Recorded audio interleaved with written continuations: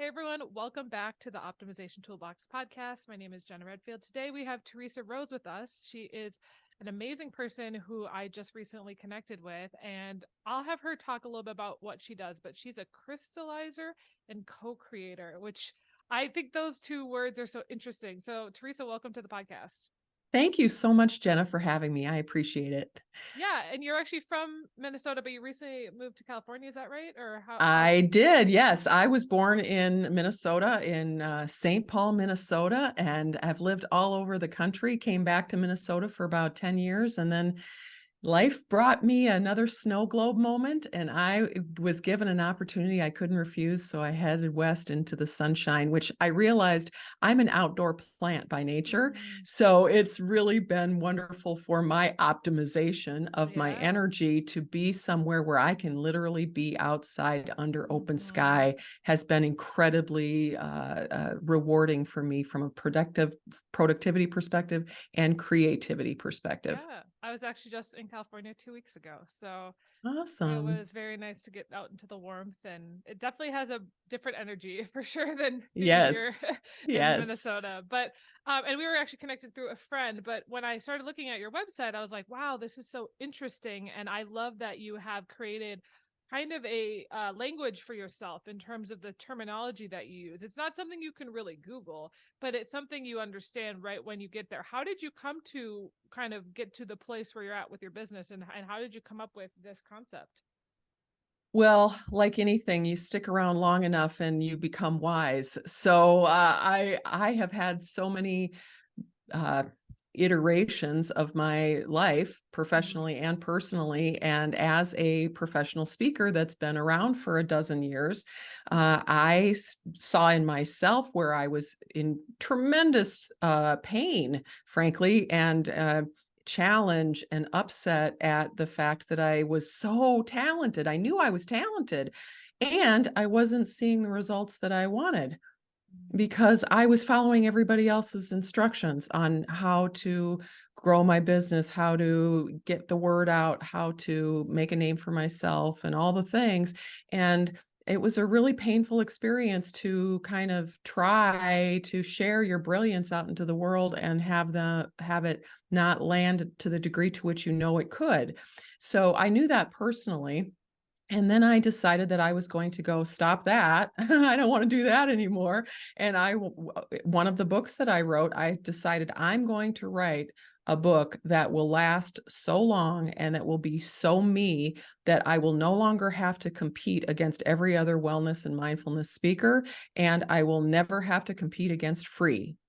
And so I created a thought leadership model around what I knew for the last 20 some years of my experience, which is a combination of business management best practices and holistic healing and consciousness studies and energy management and all the other stuff that really allows us to be optimal in how we show up. And I wrote a book around it. And more importantly, I created a model, a visual model, a framework of that book, because I had just recently been turned on to the power of that. I had always known that contextual models were potent. You know, I knew it, but I didn't have languaging around it. So I just knew that Maslow's hierarchy of needs, I learned, and I know it. I know it with every fiber of my being. I can see it in my head. I can see the triangle. I know I've lived in the bottom rung, and I know what that looks like, right? I also know Stephen Covey's quadrant of, how productive are you? What are you focusing on? So I knew that there were contextual models out there, and I didn't associate that I could actually do one for myself. And then once I did one for myself, my speaker pals and colleagues and referrals would say, could you help me with this? I don't really know what I'm doing either. And so I realized that not only for speakers, but I could do it for artists and healers and marketing executives and, associations and agencies. People, it wasn't just the line of speaker that I would be able to serve. So that's how it all came about. And the words of what I do as a brand and business crystallizer and a strategic co-creator, those two aspects of my professional life, I really thought long and hard about, because words matter, and we really need to be deliberate about how we show ourselves out to the world, right? And what we claim, the power that we claim. So for me, I knew that I was a crystallizer, that I could take a lot of noise from people and their content that they splattered all over the world, and I could be with it, literally put everything else aside and turn off the machines and open up the book or watch the video or listen to the podcast, and I could crystallize their essence down to a picture. So that was how it became. Not only do I do that for brands, but then I do it for businesses too. When these people are crystallized, they are like, oh my gosh, it's like a eureka moment. It literally is like when they land in Oz. They just go, I see myself in a completely different way now. I actually see that someone has seen me and understood me and honored me, and I'm actually crystal clear about what I'm doing. And then the next step of that is not just your brand, but you want to crystallize your business too, right? You want to be working on, to your point with your podcast, which I love so much, is how do you optimize your life? How do you optimize your moment, right? So not only do you want to have a crystal clear brand, you also want to have a crystal clear business to say, I know that my most important thing to focus on right now is this walk offer that I'm offering to the world. And then I know that when I energize that with all my being, and I have all the focus and intention and great work around that, that the people will be attracted to that, then I will lead them to my run offer. And that run offer is gonna, you're filling the funnel. It's just strategic marketing and sales. So, being a crystallizer is that essence of me. But the other part that is, to me, equally precious is that I get to do this with people. And it's a magical alchemy that occurs when someone shows you themselves in the form of their content, right? They show you half-written manuscripts. They show you handwritten notes in their journal. They show you terrible podcast interviews from long ago that you wish no one would see, but you also, or hear, but you also loved what was in it. Whatever might be how you show up in the world. And what I have come to realize in this experience of mine is that I like to hold the space of co-creator, as opposed to I'm an agency that is going to deliver some solution to you, and either you like it or you don't, but my job is to just try to make you like it. Right? That's not what I want to do. And I also don't want to be a coach, because that usually means there's a pre-subscribed template that you overlay onto someone, and you say, this is what you're going to do, right? And I really feel like what I do is I meet people where they are, and then they show themselves to me, all of their brilliance of how they show up everywhere. And I have the honor of seeing them and really seeing how they shine beyond just the blah, blah, blah, blah, blah, blah, blah, blah, blah. And when we get together in these masterminds of two that I do either in person here in California, or I do it virtually over Zoom, what happens then is I show them how they have shine in the world on a picture you can draw on a cocktail napkin. And working together, we take that and we polish it to perfection. We're truly strategically co-creating with each other this incredible model of someone's expertise. And then, of course, then the subsequent messaging that goes around it, and the monetization plan that would execute it for themselves. Yeah, can we go back to the model idea? Because you just mentioned, I was going to talk about that whole napkin idea, about having it so clear that you can write it on a napkin. Yeah. How do you come to help people create, like what you mentioned, like a model or a framework? Because I'm a framework, like I love frameworks so much. Like I have an entire board of just like a list of all the frameworks I've ever discovered, because I just like to Ooh. like I really have like a lot of them saved, because I'm like, to me that's how I remember things and how I learn. So how do you help people develop their own models and frameworks, and how did you develop yours as well? Well, I'll tell you how I developed mine, and then I will share what are some top tips that you can do for yourself. Okay, so how I delivered mine was I was just frustrated with my lack of progress in my business. I was pigeonholed in certain ways that I didn't want to be pigeonholed in. I was a hoop dancer, and so I love joyful movement. And so as I was doing that, I kind of got in that vein that wasn't really where I was supposed to be at that time. So what I did was I went to my best friend's house for a week, and I had stacks of colored Post-its and Sharpie markers and my yoga mat and my music and my hula hoop. And I went and I literally just stayed with myself for 6 days and said, what do you know that is important?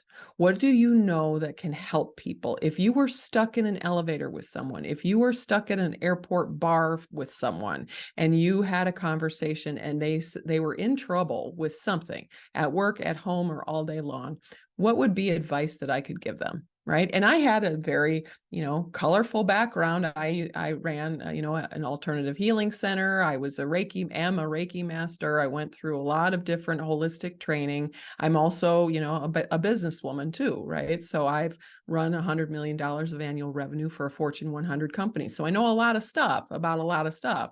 So and most brilliant people do, right? They know a lot of stuff about a lot of stuff. So I just took it and I just downloaded it out of my body and my brain and onto the Post-it notes. And I would just write things like, when somebody says, how do you start meditating, right? Or how do you meditate? I don't know. I know you need to, but I don't know how, right? I just wrote, start with the breath on one card, right? One Post-it note. I knew that when all else fails, when you are at zero capacity and you are on a lifeline and you need some support, start with your breath. That's the key, right? So that would be one of those things that came out of me. So then I just, over the course of that week, just downloaded all this stuff. And then the word nerd in me and the kind of, puzzle freak, which I am, I started putting all these Post-it notes in different sections, right? Of like, well, this kind of seems like this about this and about this and about this. And so I moved them all around, and then I looked at what they were about. And again, I want a model, a framework to not only be instructive, but it needs to be intuitive, and it also needs to be beautiful. You want it to be something so elegant and beautiful and illuminating that you want to look at it, right? You want to read it. And so alliteration is a very powerful tool to use in models in some way, right? Some rhythm or some pattern. The mind loves patterns.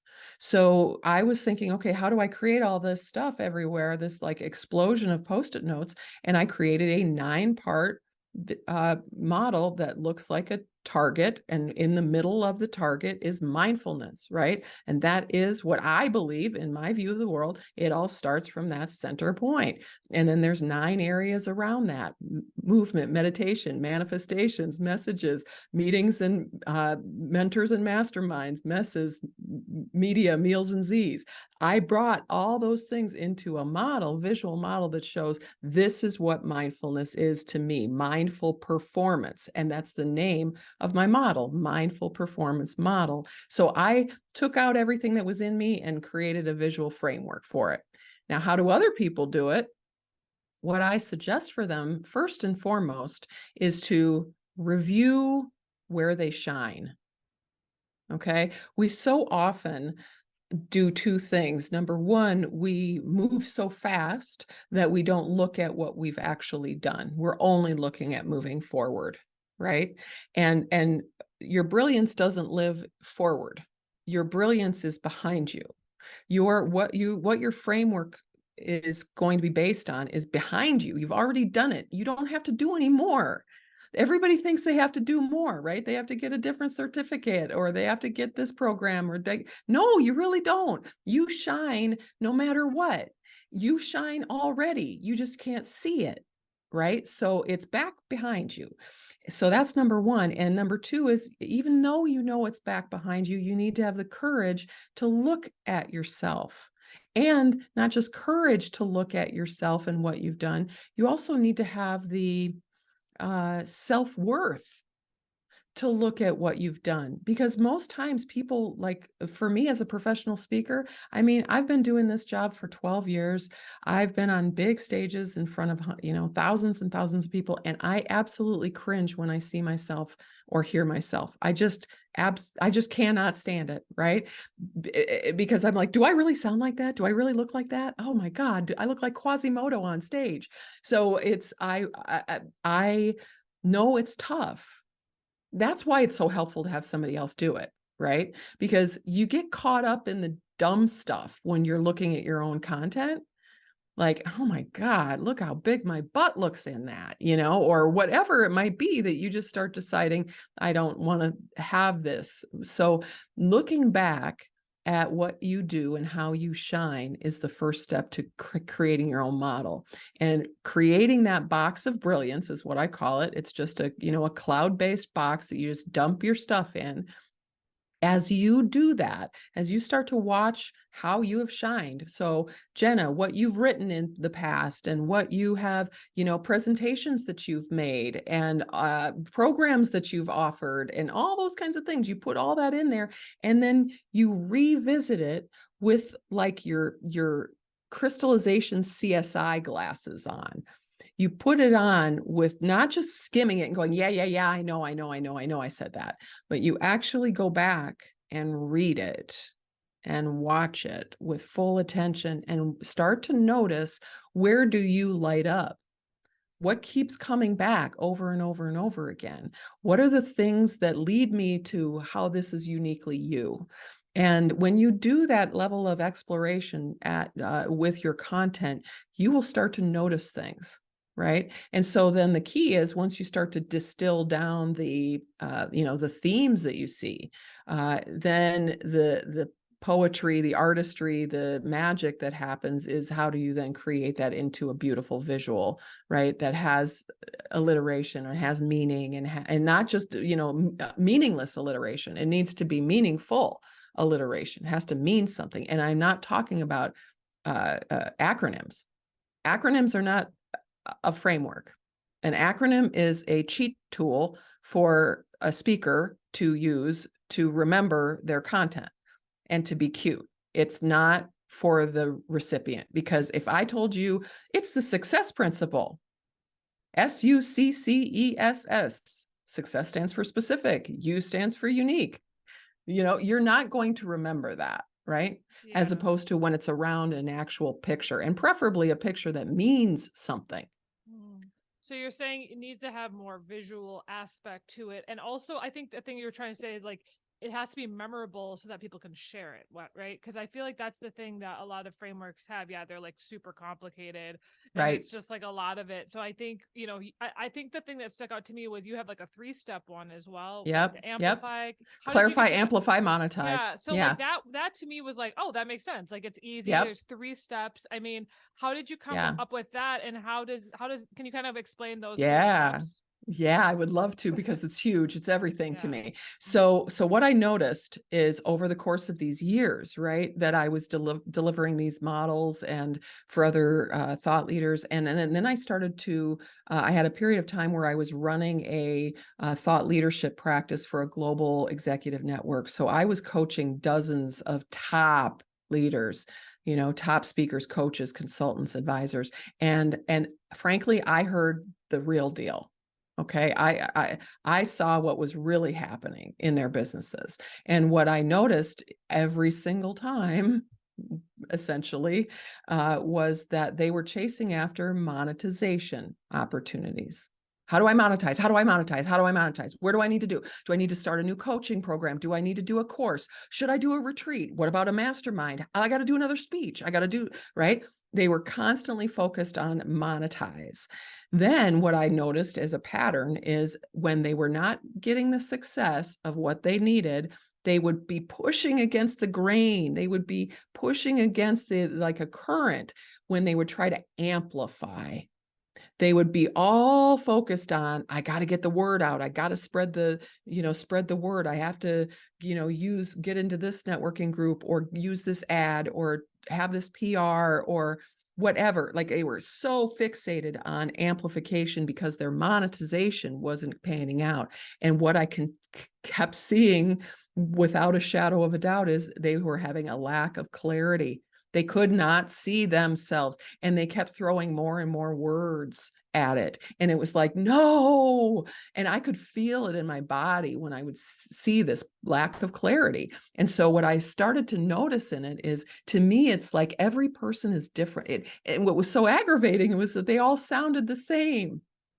They all sounded the same.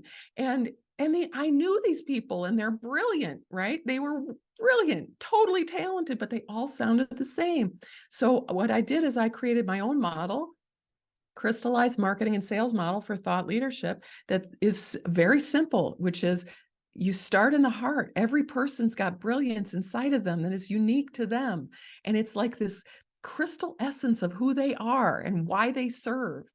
And when you can clarify that so clearly that you can draw it on a cocktail napkin and a child could understand it. Once you clarify that with such specificity, then you amplify that. You start radiating it out of your heart and into the content that you create, the ways in which people digest your brilliance. They read you, they listen to you, they watch you, and they interact with you, right? So when you are so clear, you have been clarified, then you amplify that strategically, the same words, the same picture, the same energy, the same value, the same takeaways.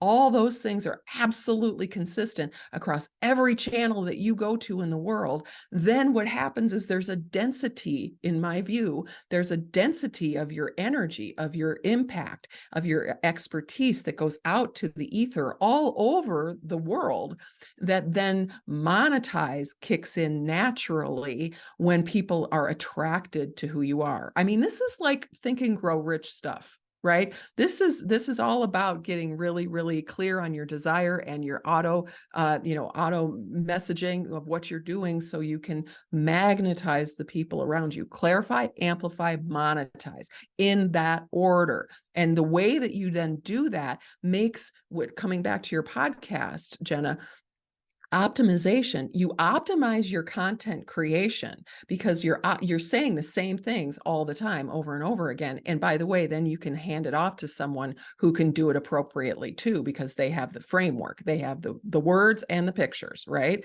So you amplify that optimally. You don't have to do 57 pieces of content a day. You can do 4, because those 4 will be all you all the time and only you.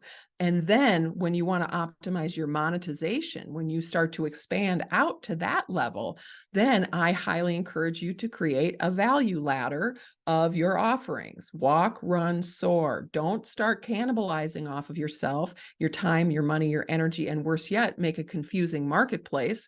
Start saying the one thing that you really care about and get them into your funnel so that you're telling the same story over and over and over again, and you create these raving fans and followers and partners, strategic partners. And I think that's so important because I mean, a lot of the content I do is marketing. So it's like, this is speaking my language for sure. I think one of the things I'm great at is amplifying, but I'm missing those 2 other pieces. I think sometimes, or it's like, I don't have a clear what I'm amplifying or where it's going. So I feel like for most of my career, I'm like, I just focused on that middle section where I'm like, Yeah, I can make a lot of content about a lot of different things, right. but where is it going and what's it even accomplishing? And I think I've had that realization, especially during the pandemic. I was like, I feel like I'm just treading water on, like, I'm producing all this stuff, but like, what's it doing for me? And Right. and I actually took a year off the podcast because I was like, what is this podcast? Like, I feel like I Right. just kind of started a podcast, and it wasn't until I felt like I had a really good idea for a podcast that I came back and rebranded and kind of was like, well, this is going to go alongside my YouTube channel. and this is going to do the things that I need it to, which is what I want to eventually lead people to. And, so it's like I have gotten over time more clear, but I'm still at that process of point of like, I need a little bit more clarity still. And then, so Right. it's like, why amplify something if you're not clear about it? Because I find that this is so like something a lot of people do. When you say, The vast majority of people do it. They think that it's all about doing more and more content and amplifying. And it's like, what are you amplifying?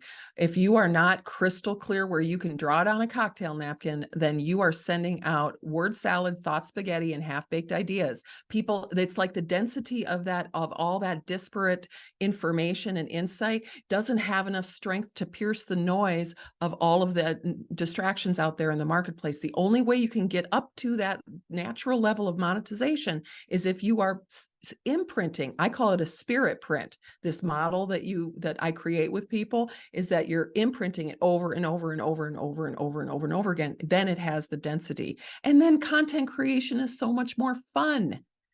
It's so much more fun when you know what you're going to write about all the time, and you feel it and you love it and it's you, right? That's what I really love to do, is turn people on to that. So they don't fail. Like, I just saw too many people that were really good, they were really good and they had a lot to give the world, and they couldn't figure out the words and the structure and the vision of it.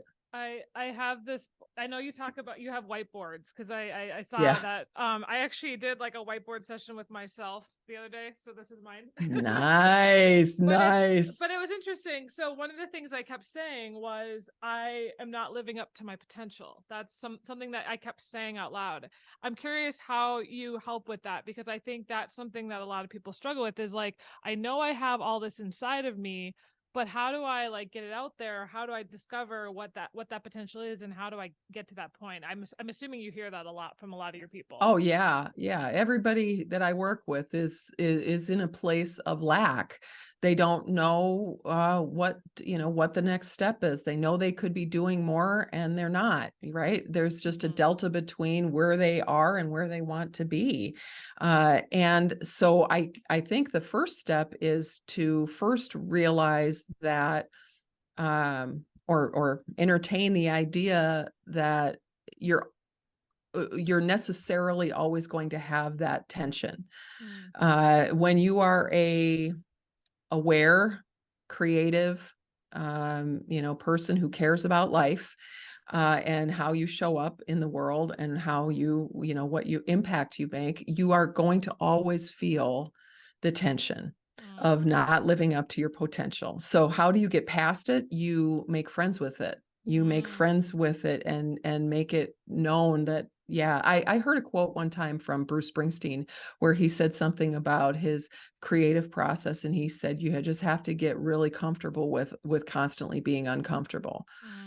Like just it, and it really is sort of always under the surface. Like right now, you should see my dry erase board. I have got so much on there right now about what my new offer strategy is, and so that's one. Just give yourself grace, because you're always going to be there.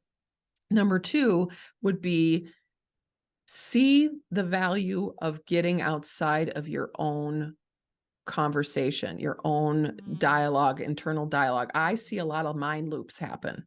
Okay. I see a lot of people that spin on one thing, and they're like automatic in this spin out zone, and they need someone else that they trust, that is knowledgeable, right? That can hold a safe space for them to be who they really are, all warts and all, and really allow that other person to help you, right? I think that's essential in that. I agree. I think it's great to have people that, about like, they're kind of like mirrors to yourself, because you can't always, I think that's what something you said on our call was like, you can't always see yourself.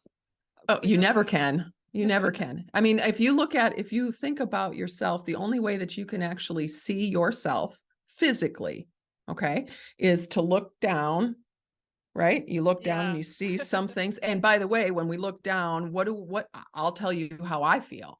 When I look down, I get like, oh my God, That's depressing. Mm. Okay. I don't want to look at that. And God forbid touch it and, like, or acknowledge that it exists. So I'm already tuned into not really wanting to look at myself. Okay. Physically, literally. Okay. And then the other way that you do is when you look at yourself in a mirror or on pictures, and that's one dimension of yourself. Okay. And it's what your little eyeballs can take in as this one dimension of yourself. So when you have someone else come in, a strategic co-creator, that's why the power of the mastermind is so huge. Chapter 10, Napoleon Hill, Think and Grow Rich. When you get 2 or more people working together in harmony for the pursuit of a single goal, big things happen. Okay. And it's partly, in my experience as a crystallizer, no one can see themselves. No one can see themselves to the degree that another person can, right? They see things and they will be like, oh my gosh, I can't even believe you saw that in my material. How did you know? I was like, because I saw you, right? But it was a part that they didn't even acknowledge that was inside of them. So it's every person that I work with, there'll be a conversation that they tend to be sheepish, right? They're just like, I just can't do it. I can do it for other people, but I just can't do it myself. And there's this tone of like, giving judgment on themselves. And I want to just shout from the rooftops, no, this is how we're designed. We're designed to connect with each other and collaborate and co-create. This is why we're built like this. So, recognize that as just an aspect of you as opposed to some failure on your part. Yeah. And I think that also kind of is interesting because there's a lot of people that are doing business by themselves, right? There's a lot of, solopreneurs, but it's like you need that support because you can't, run an entire business by yourself. You just can't. Like, there's no way that you can't have help in some ways, whether that is a mentor or a coach or someone like you, or just just somebody that can like just bounce ideas off of, or like I just feel like the idea of solopreneurship is just not real. Like, it's not like you can't do it by yourself, and you also have to have other people involved in the business, and you need to kind of, I think I learned more. I mean, one of the reasons I do this podcast is to talk to experts. So it's like I have spent over 200 episodes interviewing people just to like, get information from them, but also to share that with the world. Cause it's like a lot of these conversations are happening privately. And I think it's like, and it's like, oh, I talked to you. And I was like, well, during our conversation, I was like, this needs to be like more people need to know about this. So it's like, that was my perspective is like, I think that being able to highlight the things that are meaningful is something that, we have to do with each other and find those nuggets and find those gems. And I feel like that's what you do with your clients is you work with them and you find those things that are hidden that maybe like a blind spot. Maybe I always think of it as a blind spot. It's like, oh, like people always tell me things that I'm good at. And I'm like, what? Like, I didn't like, I guess I just thought it was natural. Like I don't even think about it. I do it so easily. So what are some of the ways that you do this? Because I know you mentioned you like go through people's content, but like, how does that actually develop with you figuring out what are the secrets to people's, I guess, genius? Oh boy, that's a big question. So, at the risk of sounding like a seventh layer of the unicorn, airy fairy cosmic muffiny woo woo chick, I will tell you that what I do is I make sure that I feel good first. Okay, I need to feel physically, emotionally, mentally clear. So if I don't feel good, I will be more I won't be as present with them, right? With their material. So I make sure I feel good. I carve out time for it. It can't be something that's rushed. It needs to be honored. The very aspect of honoring somebody's content while not looking at emails or answering phone calls or doing it from here and doing it from there and having it just be a passing thought, to really give it sacred time, because that's how I perceive it. My work is strategically sacred work. So I create time for it when I feel good, really good, And then I literally, I drop into my heart and I just think, here's this person in this world who really wants to make a difference. You know, they really want to make the world a better place and to shine. And I feel that. I feel their purpose, I feel their desire to be an impact maker. And when I can get into that space of my heart, then I open up these books or watch these videos or listen to these podcasts or see these notes or look at these pictures. Or, I mean, one of my last crystallized clients, literally, I looked at like 50 pictures from their phone and 2 handwritten notes that they had. They had no idea what they wanted to do. There was just high level stuff. And I actually, by looking at their pictures, I could see what was important to them, right? And like they came across in this. And so anytime I just sit with that, and then I will literally feel it in my body when something lights up for them. You can see them light up. You can hear it in their voice. And I make a little note about it, right? So I make these notes of where I can feel it, where I can see it, where I can sense it. I also make mental note of what do they keep repeating over and over and over again. It's obviously important to them. So I write it down, right? So I really turn into this like CSI investigator of your content to notice at higher levels of awareness, where do you shine? And invariably it comes out, right? It comes out. And I don't promise perfection before they've seen the model, but I promise it after. I promise it once we work the wobble, because I know them so well that by that point that we can just shorthand create something amazing together. Yeah, that's so cool because I feel like a lot of people, what they really want is to feel seen and feel like Yep. someone gets them. And I think Yep. that's something that you can, help those people with because it's like sometimes, yeah, like we were talking about before, you need that secondary person to kind of Yeah. figure it out. So you mentioned you have a book. Is that when did you write that? Was that a I recent? have several books. Actually, I Okay. have several books. And I'm going to be writing my next book, Oh. Crystallize Your Brilliance, Ooh. later this year. So I'm excited about that. And I'm having a workshop coming up in Yes, June I that was I'm gonna say, excited about. yeah, I'm gonna try to make that. So can you kind of explain what that's gonna be about? Yeah. So my work typically is one-on-one with people doing a deep dive of their brilliance.